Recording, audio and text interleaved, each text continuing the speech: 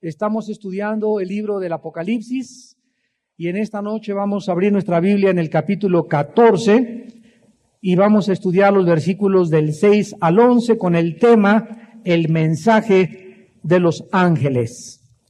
Vi volar por en medio del cielo a otro ángel que tenía el evangelio eterno para predicarlo a los moradores de la tierra, a toda nación, tribu, lengua y pueblo, diciendo a gran voz: temed a Dios y dadle gloria, porque la hora de su juicio ha llegado, y adorar a aquel que hizo el cielo y la tierra, el mar y las fuentes de las aguas. Otro ángel le siguió diciendo: ha caído Babilonia, la gran ciudad, porque ha hecho beber a todas las naciones del vino del furor de su fornicación. Y el tercer ángel lo siguió diciendo a gran voz: si alguno adora a la bestia y a su imagen, y recibe la marca en su frente o en su mano, él también beberá del vino de la ira de Dios, que ha sido vaciado puro en el cáliz de su ira, y será atormentado con fuego y azufre delante de los santos ángeles y del Cordero. Y el humo de su tormento sube por los siglos de los siglos. Y no tienen reposo de día ni de noche los que adoran a la bestia y a su imagen, ni nadie que reciba la marca de su nombre. La Biblia es un libro que nos revela el mundo invisible, sobrenatural a nuestro alrededor. Y una de las características que podemos encontrar en el libro del Apocalipsis es la intervención de seres espirituales en los asuntos de esta tierra y que la Biblia le llama ángeles. Los ángeles en la Biblia son sobresalientes principalmente en el libro del Apocalipsis, porque Dios, vemos, como ya hemos estudiado los capítulos anteriores, Dios los usa como mensajeros celestiales. Dios podía desde su trono decir que se caiga este árbol, o que caiga fuego acá, o que aquí sople el viento. Sin embargo, nosotros vemos cómo el Dios de la Biblia, el creador de todas las cosas, le ha placido en su sabiduría y en su infinita soberanía tratar todos los asuntos a través de instrumentos. A nosotros nos encargó que nosotros fuéramos los responsables de ir y predicar el evangelio a todas las criaturas. Sin embargo, no es hasta el final de los tiempos cuando Dios envía a un ángel a predicar el evangelio eterno que a continuación vamos a estudiar. Entonces, ¿podrían ahorita los ángeles predicar el evangelio? ¿Podría ahorita aparecerse un ángel en Irak? ¿O podría en Afganistán aparecerse un ángel? O arriba de Tepito, ¿verdad? O arriba de cualquier, de Las Vegas, y decirles: arrepiéntanse, pecadores, y la gente podría quedar impactada y decir: Dios mío, ¿pero qué es este ser, verdad? Sin embargo, Dios nos muestra que no es su propósito que a través de cosas sobrenaturales la gente pueda ser impactada, sino a través de la predicación de la palabra de Dios, a través de seres humanos. La fe es por el oír, y el oír es por la palabra de Dios. El ser humano puede ver milagros como lo vieron los judíos en el Mar Rojo. El ser humano puede ver milagros como la resurrección del mismo Lázaro. En Juan capítulo 11, donde los mismos fariseos, cuando vieron que Lázaro se levantó de la tumba, en lugar de que ellos este hecho milagroso sobresaliente hubiera podido impactarles de tal manera que se arrepintieran, fue la resurrección de Lázaro lo que prendió la mecha para iniciar el complot para asesinar a Jesucristo. Fue precisamente después de la resurrección de Lázaro que encontramos a los líderes religiosos planeando asesinar a Jesucristo. Entonces, estos ángeles que aparecen en el Apocalipsis principalmente son también conductores de alabanzas, son ejecutores de los juicios de Dios, son el ejército que Dios tiene diseñado para luchar contra Satanás. Dios podría hacer a Satanás y acabar con él y con todos sus ángeles. Sin embargo, hay seres que Dios creó para que ellos se enfrenten a Satanás y a sus huestes, como la Biblia nos lo enseña. Y finalmente vemos aquí a los ángeles al final de los tiempos advirtiendo a los seres humanos del juicio inminente que está por caer sobre este planeta. Dice en Apocalipsis capítulo 14, en nuestro contexto, que un ángel fue visto por el apóstol Juan volar por el medio del cielo, y aquí se menciona que este ángel tenía un evangelio, pero se le llama un evangelio eterno. Nosotros sabemos que la palabra evangelión en el griego significa simplemente buenas noticias. Entonces, cuando Cristo comenzó a predicar en el mundo, Él no podía predicar el evangelio que predicaron los apóstoles, porque Cristo no había muerto, sepultado y resucitado. Entonces, el evangelio que Cristo predicó fue: arrepiéntanse porque el reino de Dios se ha acercado. Esas fueron las buenas noticias que Cristo comenzó a predicar con sus discípulos antes de que Él fuera a la cruz del Calvario. Esas eran las buenas noticias antes de su muerte. Arrepiéntanse porque el reino de Dios se ha acercado a vosotros. Cuando Cristo muere, es sepultado y resucitado, los apóstoles reciben otro mensaje que deberían de compartir a la humanidad, otras buenas noticias que se encuentran en 1 Corintios capítulo 15, versículos del 2 al 4. Dice 1 Corintios 15, del 2 al 4, el apóstol Pablo: por el cual asimismo, si retenéis la palabra que os he predicado, sois salvos, si no creísteis en vano. Porque primeramente os he enseñado, o sea, lo primero que Pablo les comenzó a enseñar fue lo que les escribió. Y dice así, que Cristo murió por nuestros pecados, conforme a las Escrituras, que fue sepultado y que resucitó al tercer día, conforme a las Escrituras, y que apareció a Cefas y después a los 12. En el versículo 1 de este pasaje, Pablo les dice: les declaro, hermanos, el evangelio que os he predicado. O sea, el contenido, el núcleo central que Dios nos ha encargado a los apóstoles y a nuestra generación es predicar que un hombre murió en una cruz hace 2000 años para pagar la cuenta de nuestros pecados, que fue sepultado conforme a lo que las profecías habían escrito anteriormente, y que fue resucitado de entre los muertos para nuestra justificación. Este es el centro, el núcleo del evangelio que nosotros debemos de predicar. Por ejemplo, en Gálatas capítulo 1, del 6 al 8, el apóstol Pablo se alarmó. Noticias le llegaron de que a la iglesia de Galacia estaba llegando otro evangelio. ¿Cuál es el otro evangelio que llegó a la iglesia de Galacia? Era un evangelio que estaba mezclando la gracia con la ley.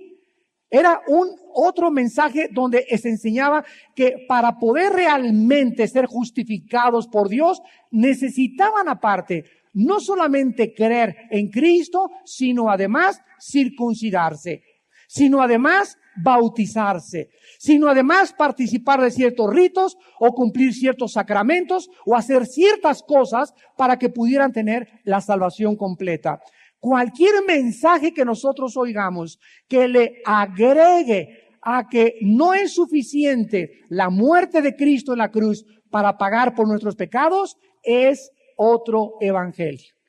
Dice Gálatas 1, del 6 al 8, estoy maravillado de que tan pronto os hayáis alejado del que os llamó por la gracia de Cristo para seguir un evangelio diferente. Tenemos que estar conscientes nosotros los cristianos de que hay mensajes que son otro evangelio. Un ejemplo, el otro día platicaba con una señora y yo sabía que esta persona estaba metida en el ocultismo. Y le dije, ¿usted reconoce que Jesucristo es el único camino para la salvación? Y me dijo, sí. Y en ese momento, así como que me quedé yo pensando, y le dije, ¿está usted segura? Sí. Entonces le hice la segunda pregunta. ¿Y usted cree que todas las religiones quedan totalmente hechas a un lado, a excepción del cristianismo, para llegar al cielo? Y me dijo, no. Le dije, entonces parece que hay una contradicción en usted, señora. Esta señora pertenecía a una secta que se llaman los Rosacruces, que fue fundada por una señora llamada Elena Blavatsky, de origen ruso. y que tiene sus nexos en el ocultismo y en la brujería más profunda que existe en casi todas las denominaciones que existen que están alejadas de la Biblia. Entonces le dije, por un lado usted me dice que Cristo es el único camino y por otro lado me dice que todas las religiones no pueden ser excluidas porque todas las demás también ayudan a llegar a Dios. Y en eso me contesta y me dice la señora, porque le volvió a decir, ¿cómo puede usted contradecirse? Me dice, no me estoy contradiciendo. Es que el Cristo en el cual yo creo que es el camino es el señor Maitreya. Le dije, espérame tantito, usted no está hablando, fíjense ustedes, le dije, usted no está hablando del mismo Cristo que yo estoy hablando. Entonces, cuando tú hablas con una persona, no todas las personas tienen el mismo Cristo. No todas las personas creen en el mismo Dios. No basta decir creo en Dios. ¿Crees en Cristo? Sí. ¿En cuál? Porque la palabra Cristo significa ungido. Entonces, cuando una persona está hablando de que el Cristo, asegúrate que es el Cristo que murió en la cruz del Calvario, el ungido de Dios. Porque mucha gente le llama Cristo a Cel Ferrier de la Barrière, que es el fundador de la Gran Confraternidad Universal. Le llamaron Cristo a Ron Hubbard, el que fundó la Dianética o la famosa Cienciología, que es otro ungido de Dios, a Lord Maitreya, que apareció en todos los periódicos del mundo, que el Cristo había llegado. Entonces la gente tiene muchos Cristos, muchos ungidos, muchos iluminados. Buda es un Cristo para mucha gente, Hare Krishna es un Cristo para mucha gente y tenemos nosotros que estar seguros de que cuando compartimos el Evangelio de Cristo, le estamos diciendo a la gente que si no es el crucificado, el que fue enterrado y el que fue resucitado, no hay otro ungido de Dios. Esto es muy importante porque este es el mensaje que Dios nos entregó. Entonces vemos la amenaza desde los tiempos apostólicos de que había personas, versículo 7, dice Pablo, no que haya otro evangelio, sino que hay algunos que os perturban y quieren pervertir el evangelio de Cristo. Escuchen, mas si aún nosotros o un ángel del cielo les anunciare otro evangelio diferente. O sea, si se aparece un ángel como el que se le apareció al fundador de los mormones, a José Smith. Este hombre dijo que se le apareció un ángel llamado Moroni y que el ángel le dijo, mira José, ve a una colina y vas a hacer un pozo, vas a desenterrar unas tablas escritas en egipcio cuneiforme, entonces desentierra esas tablas escritas en egipcio cuneiforme, que es la escritura más antigua que existe junto con la de los sumerios, y tradúcelas, y cuando este hombre tradujo esas tablas que se encontró en el lugar que el ángel le dijo, salió lo que se conoce actualmente como el Libro del Mormón. Y además, este ángel le dijo a José Smith que él podía también tener, aparte de su esposa, a 9 u 11 más. Y una mañana se levantó y le dijo a su esposa, ¿sabes qué? Que no eres la única. Se me acaba de aparecer un ángel que me acaba de decir, y entonces ahí comenzó, ¿verdad? Una especie de poligamia en Estados Unidos, pero en los tiempos en que José Smith recibió la visión del ángel, la Constitución americana en los Estados Unidos de Norteamérica comenzó a prohibir precisamente el tener varias esposas. Y entonces lo metieron a la cárcel y murió linchado José Smith, el fundador de los mormones, ahí dentro de la cárcel. Sin embargo, cuando nosotros leemos el libro del Mormón, nos damos cuenta que casi el 80% es una copia burda de la versión bíblica del King James.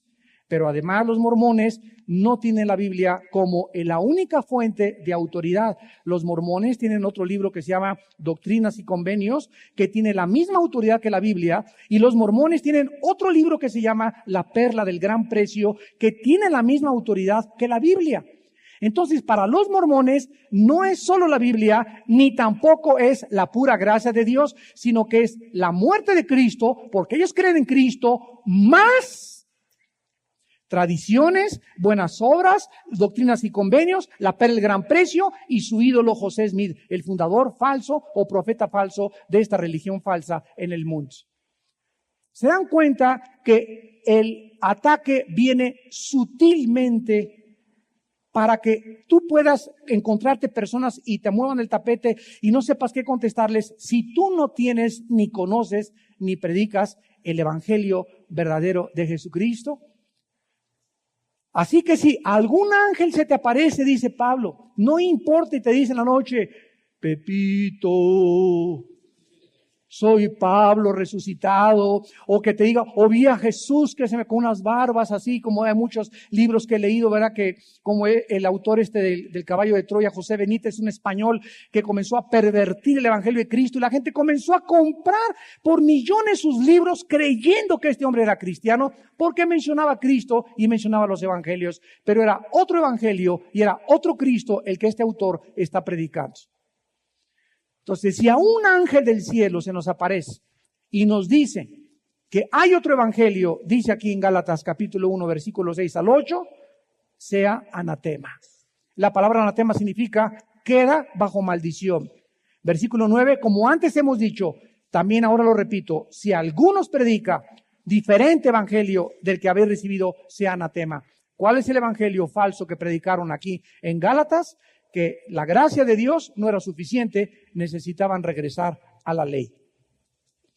Y cuando tú escuches que alguien te diga, si tú no te bautizas no tienes la salvación, o si tú no haces este rito no tienes la salvación, o tienes que participar de tal o cual liturgia, o de tal o cual ceremonia religiosa, o tienes que además hacer estas cosas, o cuando el difunto esté ya agonizando, llegue la persona y le diga, necesito ponerte aceitito, ¿verdad? La extrema unción para que te vayas al cielo. Cualquier cosa que oigamos nosotros que se le agregue a la obra de Cristo, no es el evangelio que está en la palabra de Dios.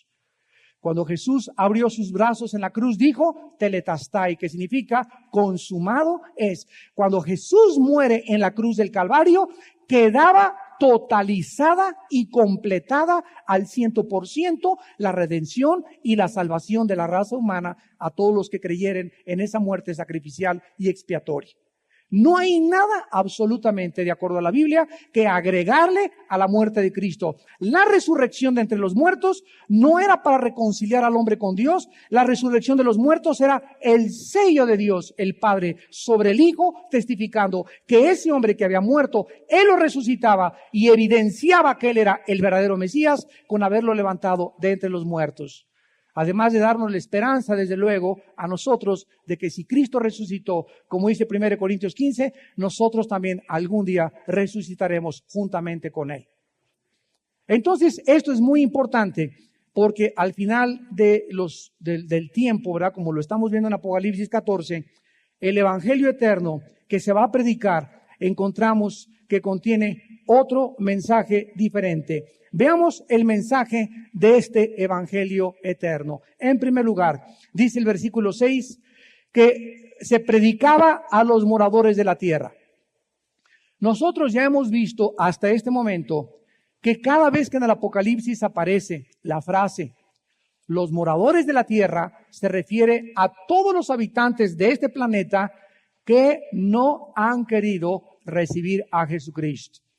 Entonces, cuando la Biblia habla de los moradores de la tierra, veamos rápidamente en Apocalipsis 13, capítulo anterior, versículo 8, hablando de quienes adoran al anticristo, para que tengamos este ejemplo y recordemos Apocalipsis 13, 8, y la adoraron todos los moradores de la tierra. Aquí está la frase otra vez, todos los moradores de la tierra, cuyos nombres no estaban escritos en el libro de la vida del Cordero, que fue inmolado desde el principio del mundo.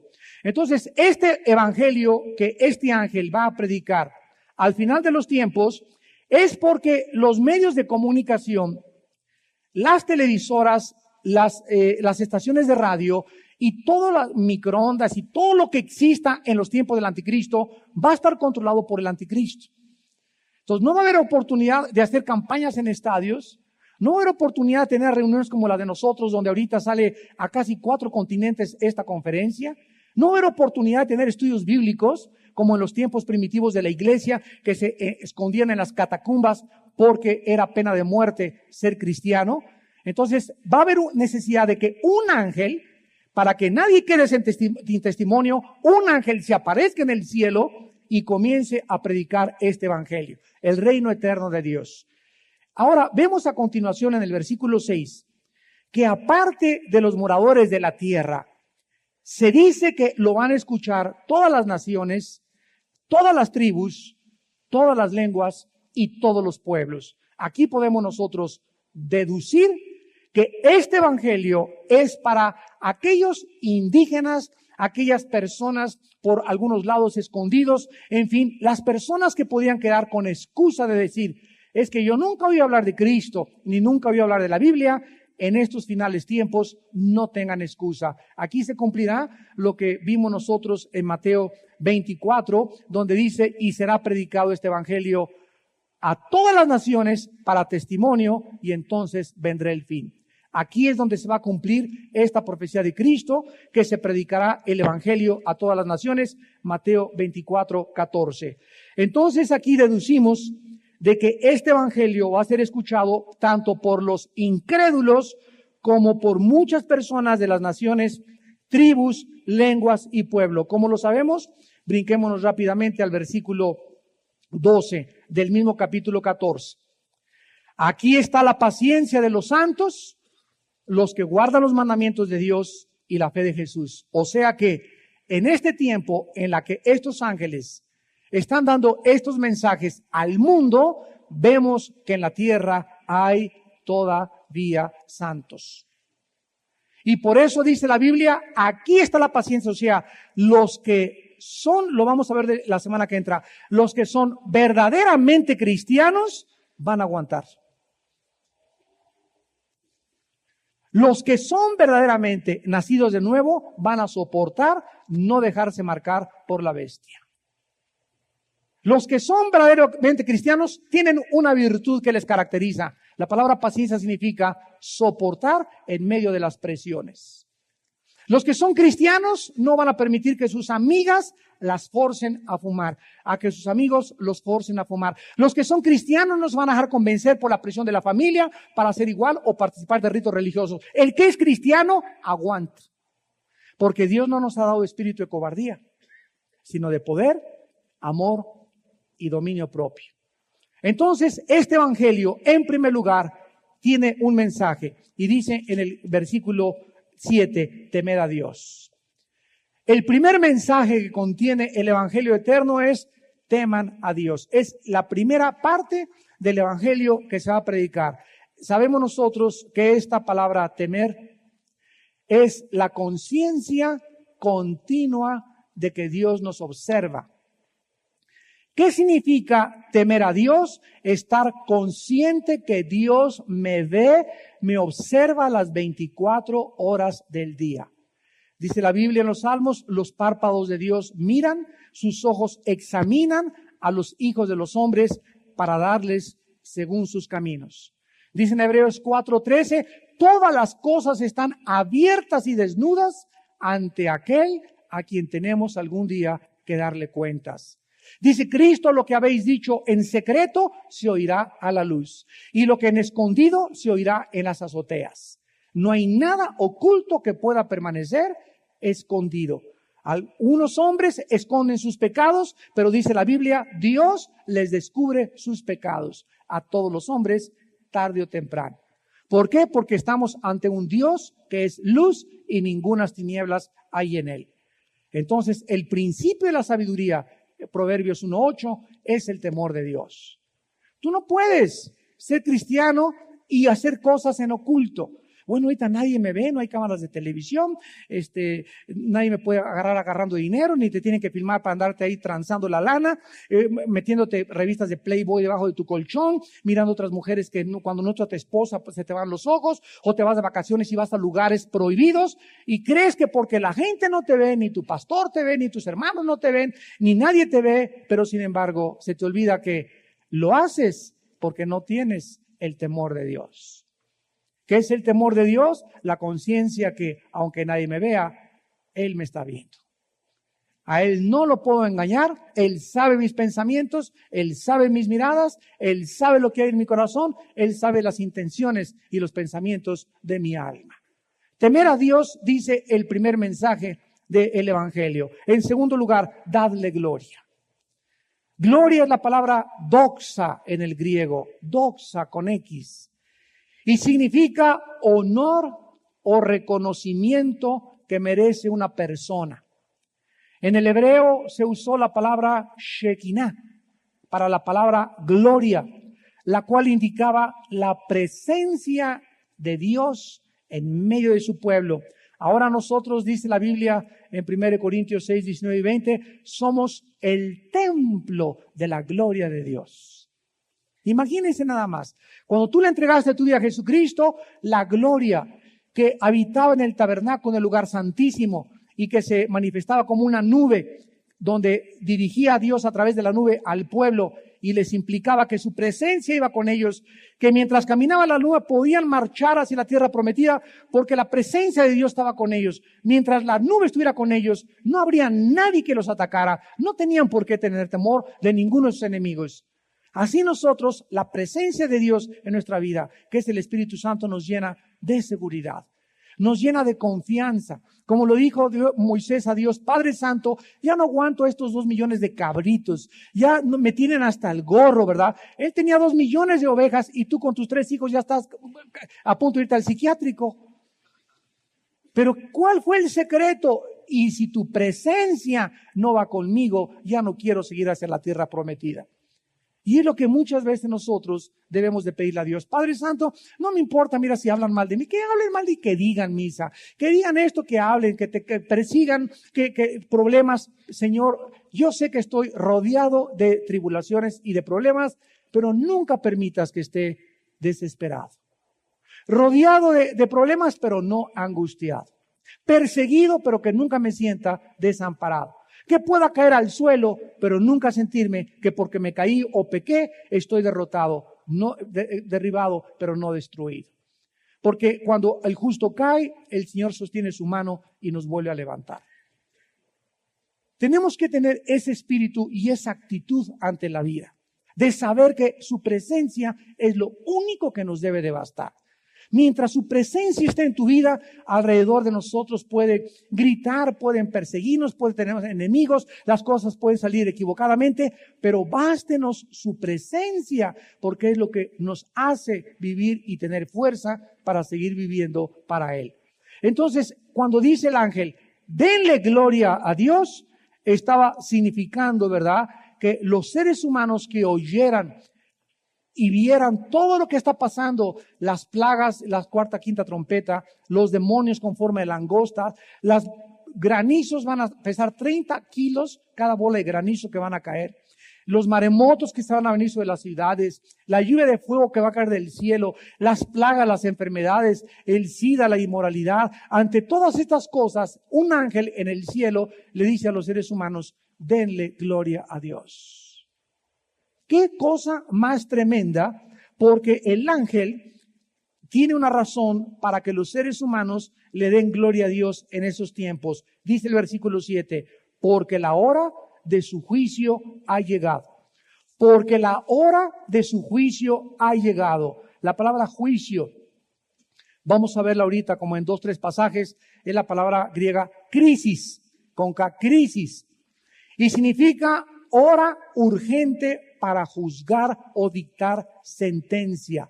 O sea, en estos tiempos de Apocalipsis 14 ya falta así para que caiga sobre todos los moradores de la tierra por última vez en sus vidas el hacha del juicio de Dios.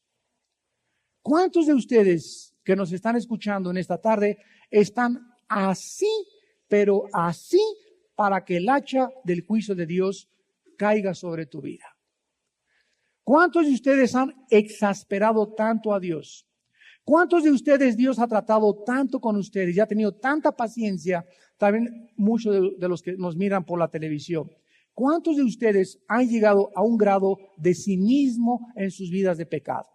De endurecimiento en sus vidas de pecado, que creen que Dios no va a hacer nada con ellos. Como ya pasaron 3 o 4 meses y yo sigo igual, tengo salud, tengo trabajo, tengo todo, pues yo creo que Dios no me está viendo realmente y yo puedo seguir escondidas con mi amante, yo puedo seguir escondidas robando, evadiendo impuestos, robándole a Dios. Sin embargo, porque Dios es paciente y no quiere enjuiciarte antes de advertirte, tal vez en esta noche, a través de este mensaje, te está diciendo: cuando oigas su voz, no endurezcas tu corazón.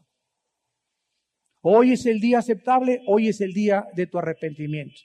Hoy Dios te ha tratado aquí, tú estás oyendo por la televisión hoy en este preciso momento este mensaje, porque Dios quiere tratar con tu corazón en este instante en que el Espíritu Santo te está diciendo, regresa a mí. Regresa a mí y tendré misericordia de ti. Volvemos a Dios, como dice Isaías 55, el cual no te va a castigar si tú te arrepientes. Y hoy le dices, Señor, ya no puedo, ya no quiero seguir pecando. Y hay perdón en la sangre de Jesucristo. Veamos en Mateo capítulo 10, este día del juicio. Mateo 10, que el Señor Jesús anticipó antes de morir. Veamos, dice Jesús, que en el día del juicio, aquí está hablando de este día que ha llegado en el mensaje del ángel. En ese día será más tolerable el castigo para la tierra de Sodoma y de Gomorra que para aquella ciudad. Qué increíble que Dios nos muestre que en el pasado hubieron dos ciudades que se llamaron Sodoma y Gomorra y estaban llenas de homosexuales, de puros gays. Y fue tan grande la depravación moral de esa ciudad que Dios la destruyó con el fuego y el azufre. Pasan miles de años y Cristo entra en escena en esta tierra. Y se acerca a una ciudad donde no todos eran gays, no todos eran homosexuales. Sin embargo, Cristo les dice a los habitantes de esas ciudades, ¿saben una cosa? ¿Se acuerdan ustedes de Sodoma y Gomorra, los sodomitas? Sí. Bueno, todos esos, cuando venga el día del juicio, van a estar ellos y van a estar ustedes. Pero ustedes van a ser castigados más fuertemente que todos los habitantes homosexuales de Sodoma y de Gomorra. Esto nos habla de dos cosas y dos principios importantes. En la Biblia, Dios nos muestra que no todos los pecados van a ser juzgados de la misma manera. Las personas, de acuerdo a la Biblia, que van a sufrir el más grande castigo de Dios son las personas que oyeron el Evangelio. Porque al que mucho se le da, mucho se le pedirá. Aquel siervo que no conociendo la voluntad de su Señor, dice en la parábola de Cristo, no se preparó ni hizo de acuerdo a eso, recibirá menos azotes. Pero el que conociendo la voluntad de Dios, no hizo lo que Dios le dijo que tenía que hacer, recibirá muchos más azotes.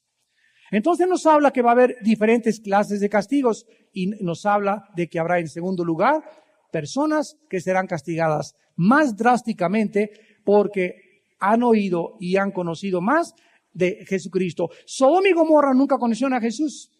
El único cristiano en Sodoma y Gomorra, ¿quién era? Lot, y ese único cristiano era carnal. Su esposa se perdió, sus hijas se perdieron, eran unas depravadas, absorbieron la inmoralidad de Sodoma, que cuando salieron Lot y sus, Génesis 19, cuando sale con sus dos hijas, se meten en una cueva y las dos hijas de Job cometen incesto con su papá.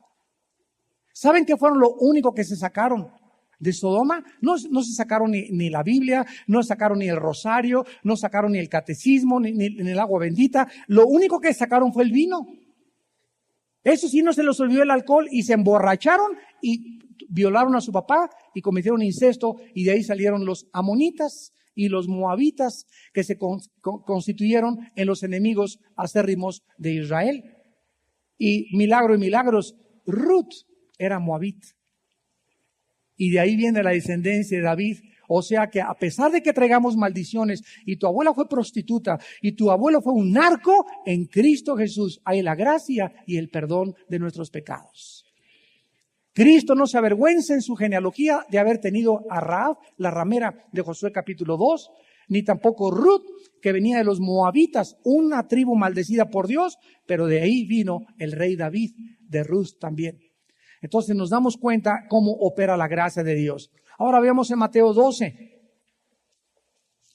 versículo 36, otro pasaje que nos habla de este juicio de Apocalipsis 14. Mateo 12, 36. Mas yo os digo que de toda palabra ociosa que hablen los hombres, de ella darán cuenta en el día del juicio. Vemos entonces que en el día del juicio, los más castigados y los más drásticamente sentenciados por Dios serán aquellos que más oyeron de la Biblia. Por tanto, todos ustedes, a muchos de ustedes no les convendría regresar el martes que entra. Mientras más oyes de la Biblia, más responsable te haces. Y no tendrás excusa en el día del juicio porque estuviste en esta noche y escuchaste cómo era la conducta que deberías de tener para poder enfrentarte en el día del juicio con tus pecados al juez del universo. Por eso dice la Biblia que la palabra de Dios es como una espada de dos filos. Tiene filo acá y tiene filo acá. ¿Por qué? Porque la Biblia o te sensibiliza, te enriquece, te bendice si la recibes, o si la recibes y ella, la palabra, te endurece más. ¿Sabían eso? Hay muchas personas que en lugar de que la Biblia los haga cada vez más tiernos, más humildes, más quebrantados, más mansos, los hace cada vez más duros de corazón. Yo conozco cristianos que tienen 20 años oyendo la Biblia y no han cambiado jamás en sus vidas. Siguen siendo los mismos. Y no importa el mensaje que oigan ungido o el predicador o la exposición de la palabra de Dios, ya la Biblia no les hace nada. Les hace lo que el aire a Juárez. Por la dureza de su corazón. Dice en Mateo, versículo 12, capítulo 41, ahí mismo también, los hombres de Nínive, Mateo 12, 41, se levantarán en el juicio con esta generación y la condenarán. O sea, todas las ciudades que Cristo visitó, las hizo 3 veces más responsable. ¿Se acuerdan Jonás? Que Dios le dijo a Jonás, ve a Nínive, que era la capital de Asiria, del imperio asirio, y predícales. Y como Jonás se escapó de Dios y se lo tragó la ballena y regresó, Dios le dio la otra oportunidad y regresó a Nínive y les predicó y se arrepintió Nínive. Jonás se enojó de que se habían arrepentido. Estaba enojadísimo Jonás. ¿Por qué los perdonaste? Para eso yo sabía que, ¿y para qué lo iba a predicar si los ibas a perdonar? O sea, Jonás quería que los fundiera Dios ahí mismo. Que cayera fuego del cielo y los destruyera a todos. No conocía el corazón de Dios. Entonces, todas las generaciones pasadas, Sodoma y Gomorra, Nínive, dice la Biblia, que esos hombres que vieron en Nínive se van a levantar y en el día del juicio a la generación, a los hombres que vivieron en tiempo de Cristo y que oyeron al Mesías, los hombres de Nínive y los sodomitas y los gomorritas se van a levantar como testigos en contra de los hombres que oyeron a Cristo cuando Él vino al mundo. Porque la generación de Cristo era 5 veces más responsable porque tenían enfrente al Hijo de Dios. Tuvieron enfrente al Mesías, al Hijo de Dios. Y dice el versículo 42, la reina del sur se levantará en el juicio con esta generación y la condenará. Porque ella vino de los fines de la tierra para oír la sabiduría de Salomón y he aquí más que Salomón en este lugar. Está hablando de la reina de Saba, ¿se acuerdan? La reina de Shiva que llegó con Salomón y vino especialmente a escuchar la sabiduría que salía de los labios del rey Salomón. Y ella, dice Cristo, se va a levantar siendo una reina pagana y ella va a ser uno de los testigos que Dios va a usar para testificar contra la generación de los hombres que vivieron con Jesús. Ahora bien, si la generación que vivió en los tiempos de Jesús va a ser triplemente más juzgada y más responsable que las anteriores, ¿se imaginan ustedes la nuestra? Tú puedes decir, bueno, nosotros no vimos a Jesús, tenemos más que Jesús porque Él es la palabra hecha carne. Nosotros tenemos la palabra de Dios completa, la Biblia completa. Tenemos al Espíritu Santo. En el Antiguo Testamento no lo tenían el Espíritu Santo. Bajaba y se iba de las personas, pero ahora ha hecho morada en medio de nosotros, dentro de nosotros. Entonces, a nosotros los cristianos de la época del cristianismo, ¿se imaginan cuánto nos va a pedir Dios? ¿Cuánto te va a demandar Dios de tu familia? El día del juicio, ven para acá Pancho Pérez, ¿verdad? Traigan a su esposa. Te va a preguntar si le testificaste a tu esposa, si la amaste, si te sacrificaste por ella, si viviste para tus hijos, si les diste un buen testimonio, qué hiciste con tu trabajo, qué hiciste con las oportunidades. Cada palabra que Pancho dijo en la azotea, en Garibaldi, en la cantina, en el cine, cada palabra, cada pensamiento de Pancho será puesto como una pantalla a la luz. Y cada cosa que haya hecho Pancho está tomada en cuenta en los libros de Dios, en las computadoras de Dios. Por eso dice en Romanos 2 que atesoran ira para el día de la ira y de la justa revelación del juicio de Dios. Ahora bien, este juicio, ¿verdad? Cuando está diciendo, regresamos a Apocalipsis, arrepiéntanse, denle gloria porque la hora de su juicio ha llegado. Vemos que este juicio es en vista de lo que Dios es, reconozcan lo que Dios es. Es lo que el ángel está diciendo. Seres humanos, teman a Dios por el amor de Dios. Teman a Dios y denle gloria, porque Él es el Creador. Vuélvete ya a Él en esta tarde del 2004 que estás viviendo. Teme a Dios con todo tu corazón y dale gloria. Acuéstate en esta noche y dale gloria, Padre. Te glorifico por mi casa que me has dado, por mis hijos que me has dado, por la vida que tengo, por el estudio que esta noche me permitiste en tu gracia hoy escuchar. Te doy gloria por lo que tú eres, porque sin ti yo no amanecería. Tú eres el que me infundes el aliento para respirar en la noche. Tú eres el que me levantas en la mañana. Tú eres el que me sacias de bien y de paz y de misericordia. Tú eres el que sanas mi vida, el que sanas todas mis dolencias. Alma mía, bendice a Jehová y no te olvides de ninguno de sus beneficios. Salmo 103. Dale gloria a Dios. ¿Le has dado gloria a Dios en este día? El ángel va a tener necesidad de decirles que no saben que fuimos creados para darle gloria a Dios. Glorifiquen a Dios, como dijo Mateo 5, para que vean vuestras buenas obras y glorifiquen a vuestro Padre. Diario tenemos que vivir con esta responsabilidad de darle gloria a Dios. Y finalmente dice el ángel, y adórenle. Aquí se usa la palabra proscuneo, que significa inclinarse o postrarse. Literalmente en el griego significa inclinarte o postrarse, adorar a Dios. ¿Por qué se asocia en el griego y en el hebreo la inclinación? Ustedes han visto a los musulmanes. Los musulmanes van a la mezquita de Omar, ¿verdad? Y se ponen así los musulmanes, y entonces llega un momento en el que todos hacen esto y agachan la cabeza y se inclinan porque están ellos reconociendo a Mahoma como su Dios o Alá.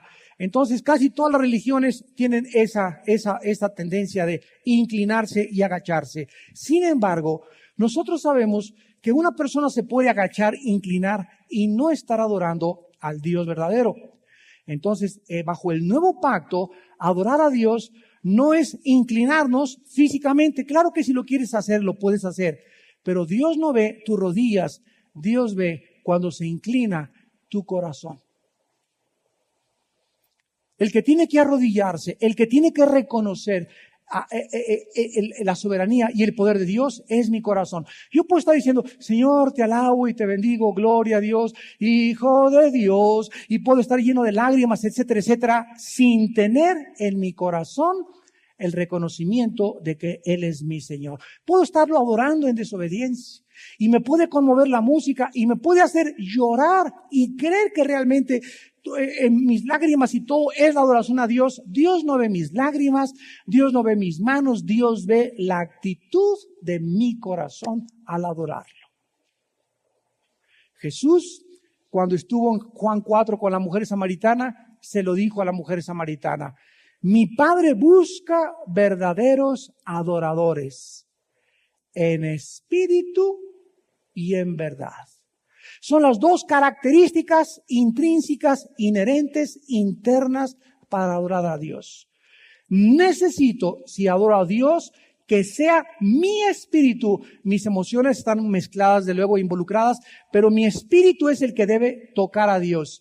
Y mi adoración debe ser en verdad. O sea, tengo que saber a quién estoy adorando y no solamente levantar mis manos y a lo invisible solamente, no sé ni quién eres ni mucho menos, pero yo te adoro.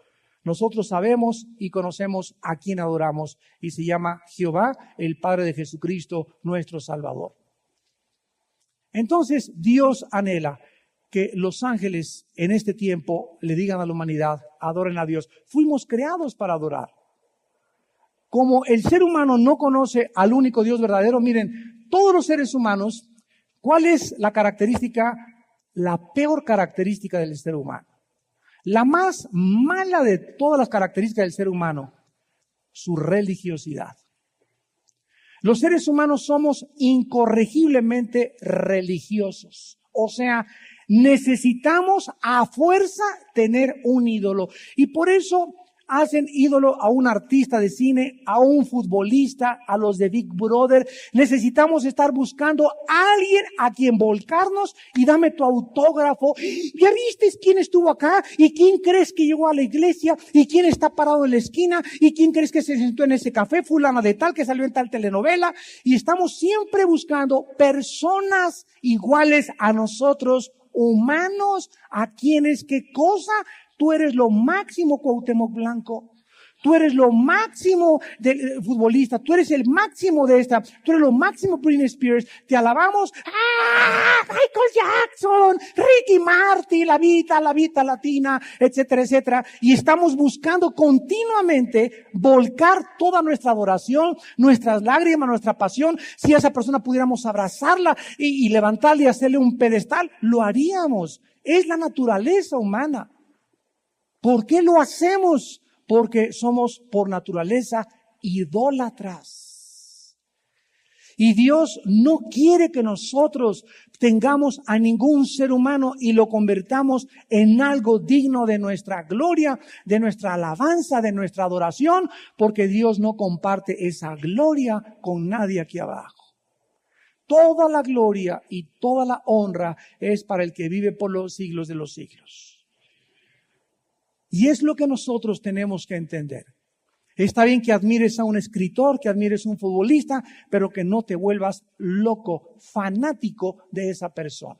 Que tengas un póster de 5 metros en tu cuarto de esa cantante, o de ese futbolista, o de esa persona, y que tengas ya una pasión absoluta, completamente desequilibrada de un ser humano, que es igual a ti y que es igual a mí.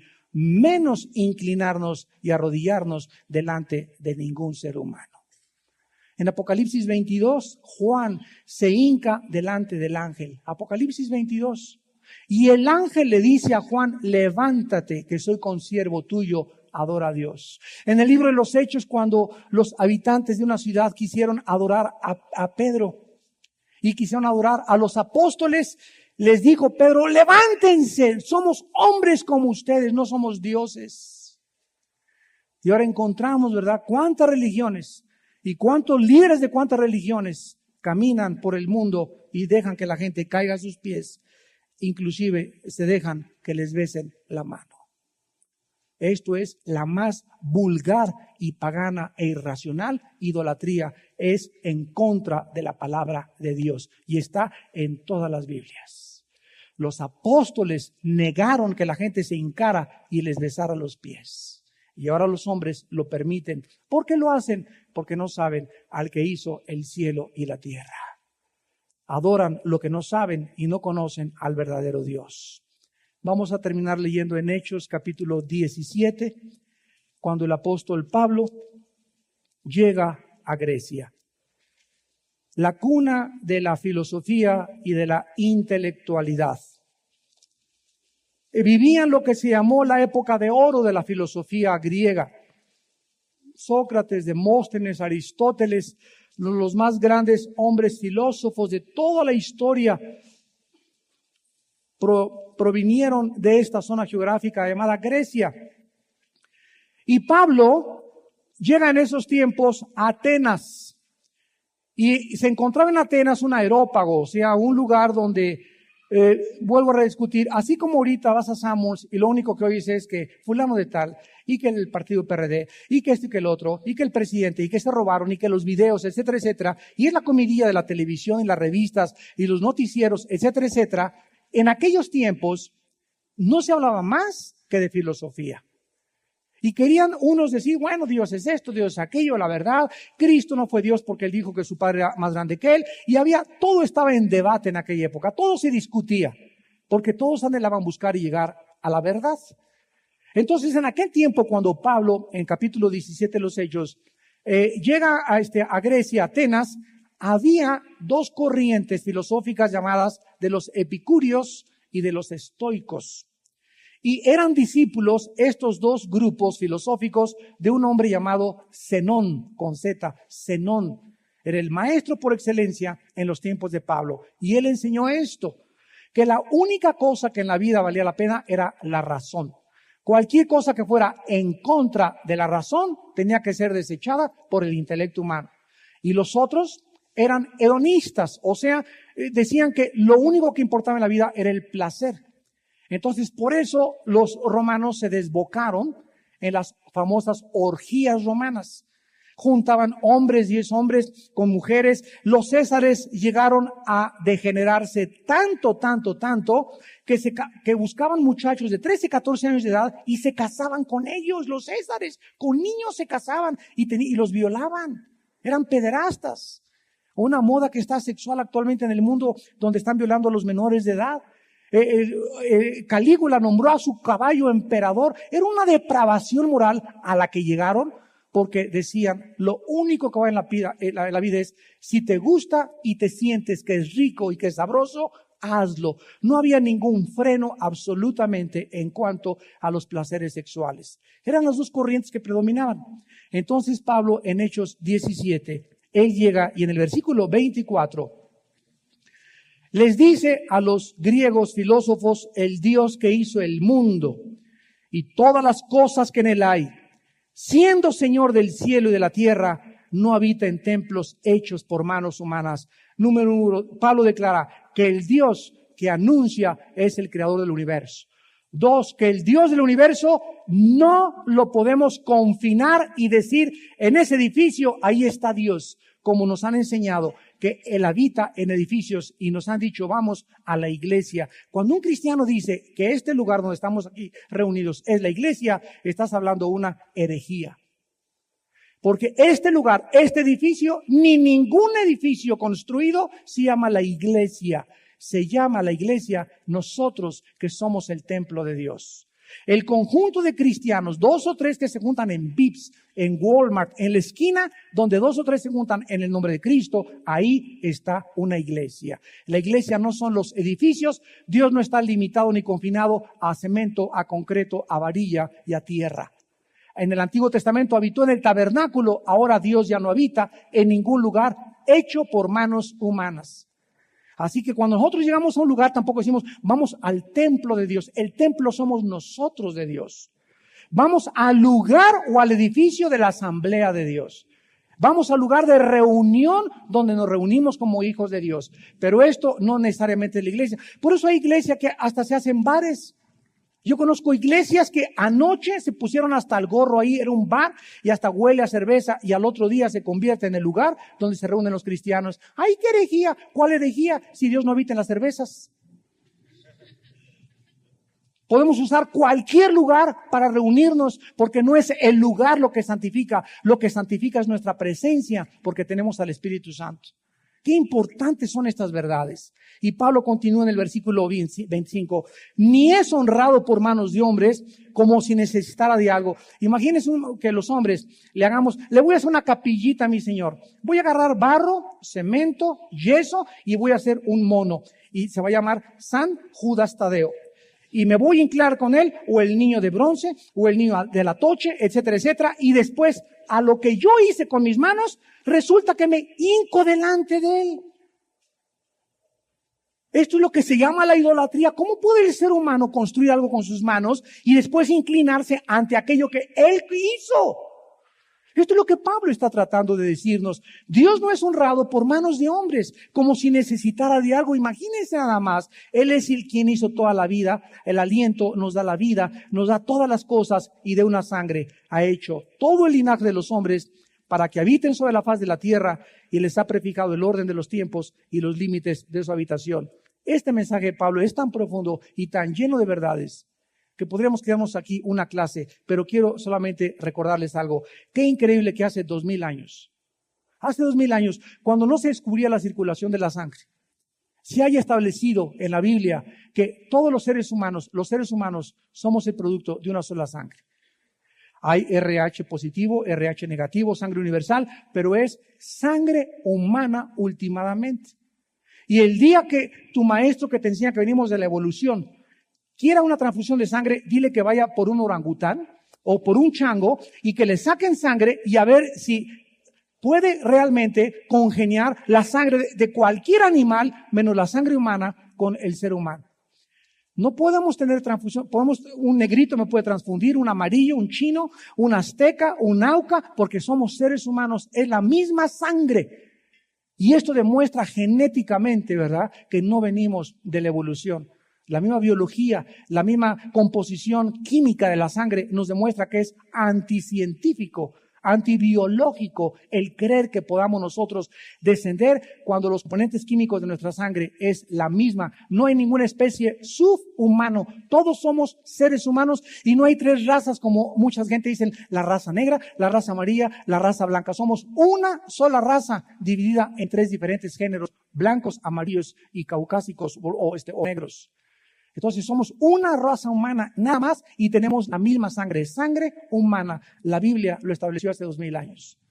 Y finalmente este versículo dice que Dios puso a los hombres sobre la faz de la tierra y les prefijó el orden de los tiempos y los límites de su habitación. Este versículo nos muestra que la conquista del espacio es imposible. Dios dijo, este planeta es para ustedes, para que habiten aquí arriba, no abajo en la Atlántida, no en la luna, ni te vayas de luna y miel a la luna, ni tampoco a Marte. Dios nos dio el oxígeno, las plantas, las manzanas, los ríos, las montañas, el cielo azul, todo perfectamente bien para que nosotros viviéramos y fuera nuestra casa este planeta. Hace 2 meses sacaron que en Marte había agua, la semana pasada dijeron que no, que siempre no era agua, que era una conglomeración de cosas, y siempre hay la filosofía de que hay vida en otros planetas. La Biblia dice que claro que hay vida en otros planetas, pero vida de demonios y de ángeles caídos. Entonces Dios nos muestra que no vamos a salir más que hacer un pininito a la luna y llegamos con las sondas a Marte, pero como dijo Einstein, ni la velocidad ni el tiempo pueden permitir que el ser humano salga más allá de nuestra galaxia. ¿Por qué? Porque nos desintegraríamos y además el tiempo no existe en el espacio. Pero ya repito, este es otro estudio muy aparte. Es maravilloso cómo el apóstol Pablo hace 2000 años termina diciendo en el versículo 27 para que busquen a Dios. Me encontrarás y me buscarás con todo tu corazón, dice el Señor. Y me encontrarás porque me buscarás con todo tu corazón. ¿Cuál fue la razón por la cual Dios hizo un orden y un diseño en todo lo que existe? Para que nuestra conciencia nos dice y no la apaguemos ni la anestesies. Dios es real. Este universo, este orden, esta maravilla, mi cuerpo humano, las plantas, las hormiguitas, la diversidad de los copos de nieve, la diversidad de los pájaros, de las diferentes especies, de todo lo que existe, el aire que respiro, los componentes perfectos del aire, los gases que respiro, el hidrógeno, el carbono, combinados químicamente en una totalidad perfectamente exacta matemáticamente y es lo que me da la vida. Todas estas cosas, ¿cómo puede ser una coincidencia? ¿Cómo puedo decir que vengo de una sola célula? Y todo esto lo hizo Dios, dice la Biblia. Dios para que busquemos a Dios. Lo hizo Dios para que le busquemos. Oh Dios, algo me dice que algo está más lejos que de mí. Algo me dice que algo trasciende fuera de mí. ¿Dónde estás? Y Dios nos deja la Biblia para que ahí le encontremos. Aquí me encontrarás, dijo Cristo, Juan 5:39, porque las Escrituras dan testimonio de mí. El mensaje de Dios en la Biblia es para que aquellos que buscan evidencias las encuentren en la palabra de Dios. No necesitas ver un muerto resucitar, no necesitas ver un ángel que se te aparezca. La Biblia nos da testimonio de que verdaderamente su autor es el Dios y Padre de nuestro Señor Jesucristo. Inclinemos nuestra cabeza.